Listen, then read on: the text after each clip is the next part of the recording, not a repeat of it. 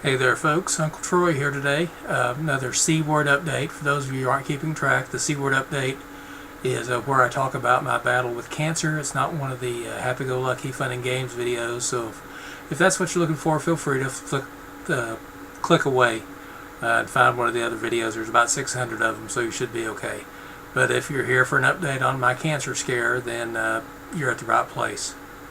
I went to the doctor today. That's why I've got this lovely little band on the back of my hand keeping my blood from leaking out, because it's so hard to get it into the needle and into the vial. But if you're just poke it and then leave it alone, it'll bleed for hours. Anyway, I went in, had some lab work. Everything's okay because my platelets are a little low, but otherwise all my blood work came back fine. And I went to the doctor today mostly to discuss the results of the latest CT scan. CT scan is kind of a super 3D X-ray, shows all in your body, and this CT scan was of my chest, abdomen, and pelvis, all the places where the cancer has shown up.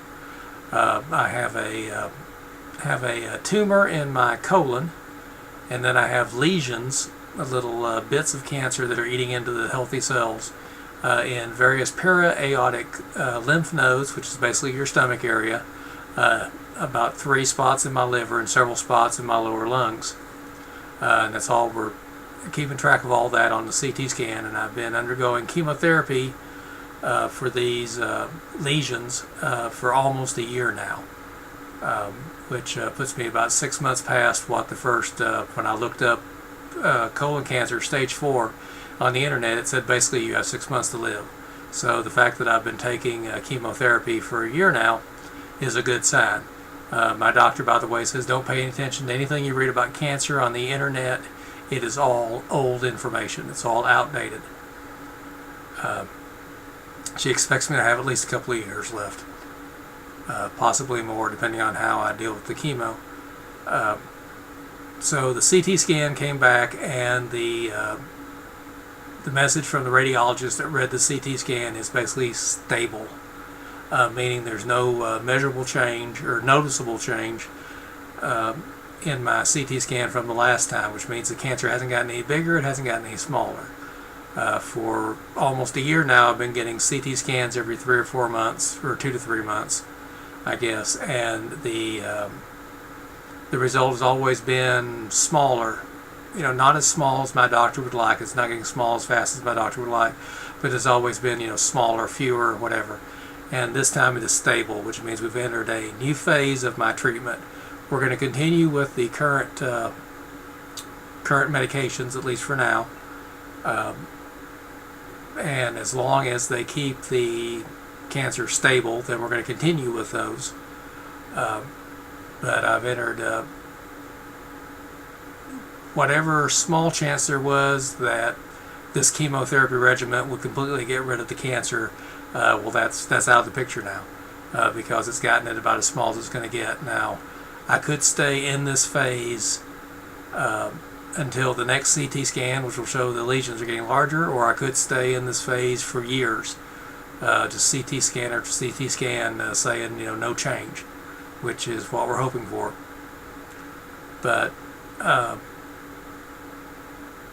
realistically, I have to admit that there's very little chance that my cancer is going to go into remission. There's very little chance that I'm going to be cured, and that's what the doctors were telling me from the beginning, is that you're already past the stage of cure. We can maintain, and that's what the as the doctor described it, the making the year of chemotherapy making the cancer smaller has kind of dialed back the clock. Whatever time I had left, I've added time to it. And now that we're stable, we're kind of just keeping the clock on a steady number. And whatever time I have left, as long as the chemotherapy keeps it stable, then that's how much time I've got left still. So 3 months of this, and if it's still stable, then I've added 3 months to the clock.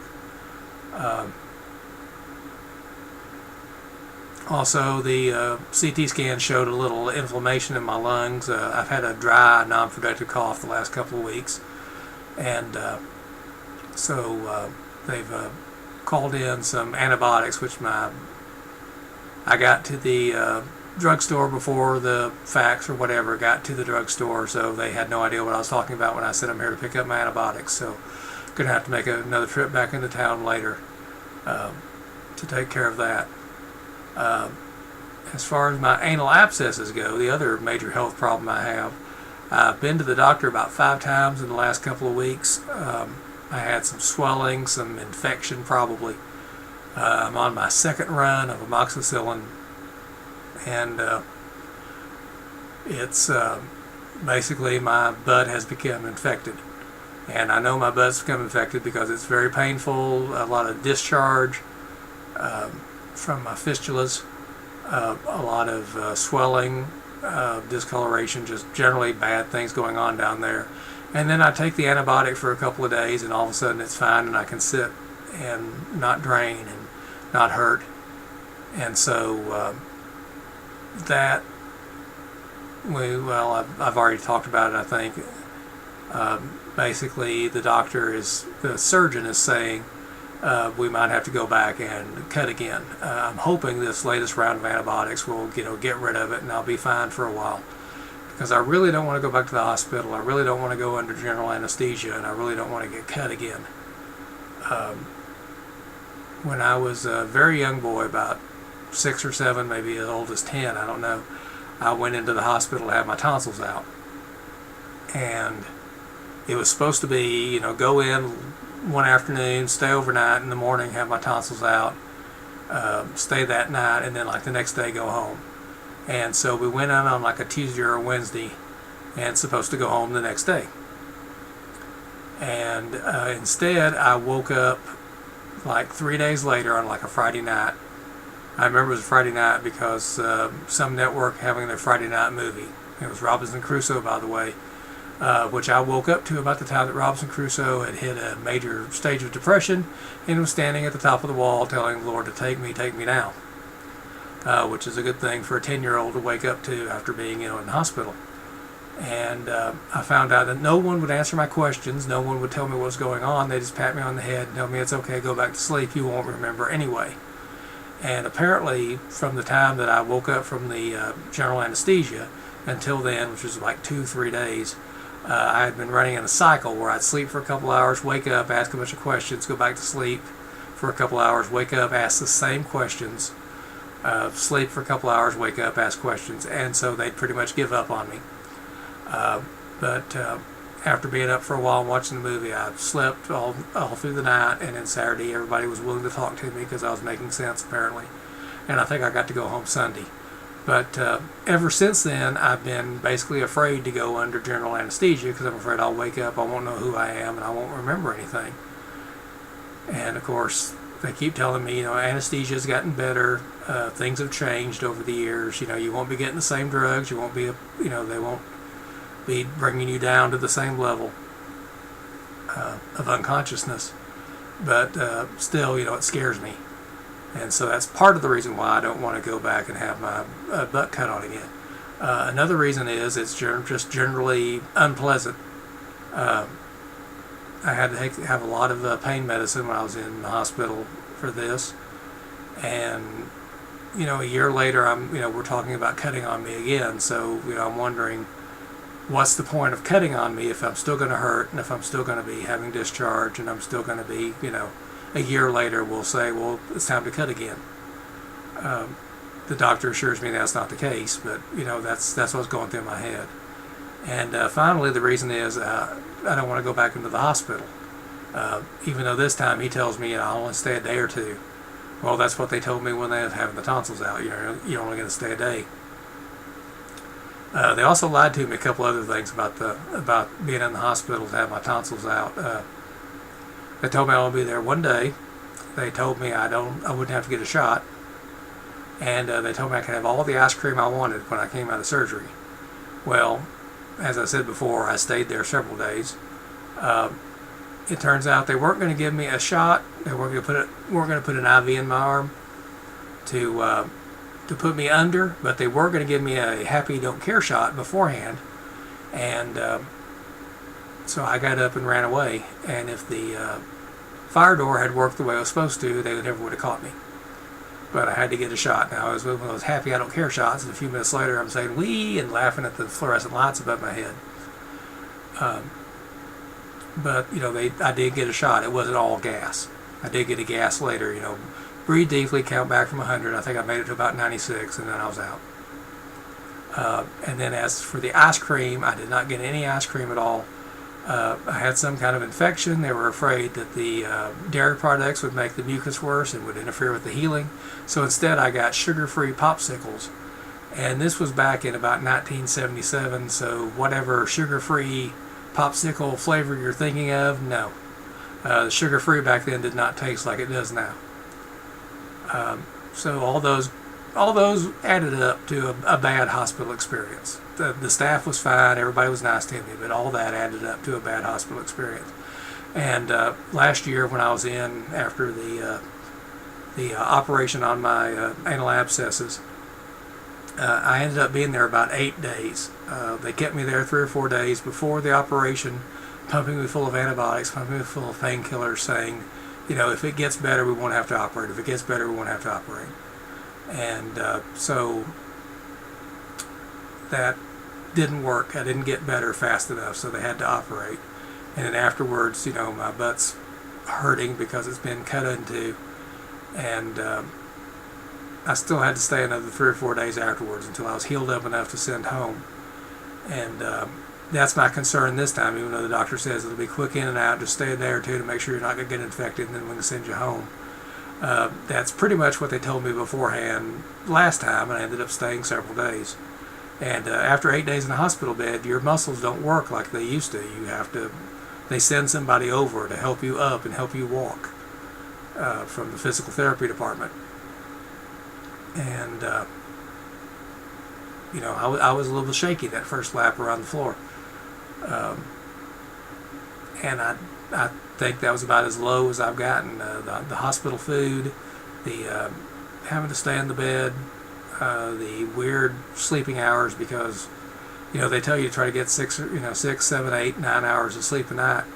But between the last time they poke you at night and the first time they poke you in the morning, you don't have 6 hours. It's like 11 o'clock at night, then 5 o'clock in the morning. And just generally I have trouble sleeping in the hospital. Even with the pain medicine, I didn't feel good. And it's just not a experience I want to follow again, even if it's necessary. What else? I think that's about all to catch up with. Basically, though, the CT scan came back stable, meaning no change from last time. And my anal abscesses today aren't hurting at all. I'm on a round of strong antibiotics.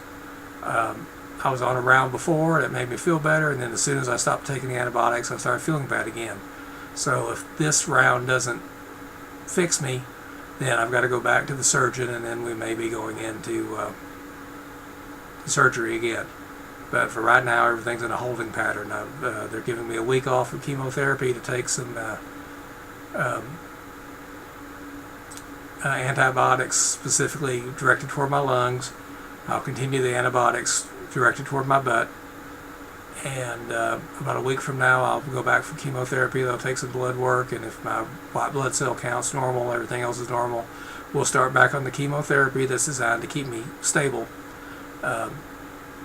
until the next CT scan or next year or whenever it stops working. Basically, it'll keep working until it doesn't, and then we'll have to think of something else. And that might be different chemotherapy drugs. They might add back the drug that we stopped because my hands and fingers had gone numb. I still have limited feeling in my hands and fingers. It just feels funny. I can't say it's getting any better or any worse, but I'm getting better at dealing with it. I haven't dropped anything lately. I haven't stumbled over my own feet lately. So that's good if nothing else. They may try different chemotherapy altogether. They may just say, sorry, this is all we can do for you, goodbye. We won't know until that comes up. So that's the update, I guess. CT scan stable, butt scan we're holding off until the end. Antibiotics do their work, and hopefully we won't have to have surgery. I've been on chemotherapy about a year. My brother visited with me, and he hasn't been coming around much lately, and I don't really blame him. I'm not, the funny, happy guy I used to be. But he's known a few people with cancer, and none of them have lasted a year. So, including our own father. He had some type of lung cancer that had spread to his liver, and between the time he realized something was wrong or wrong enough to go to the doctor and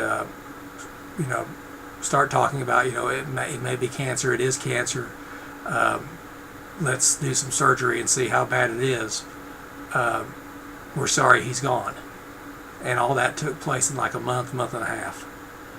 And so after that, pretty much everybody in my family that I've said to, I have cancer, it's stage 4, it's spread to my body, all over my body, we're having chemotherapy, they've all pretty much started measuring me for a coffin.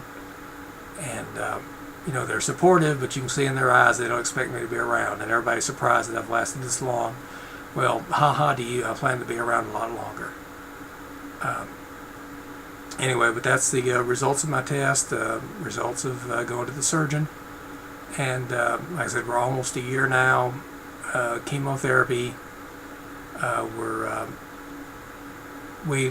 main mass, the tumor that started this all, is still sitting comfortably in my colon.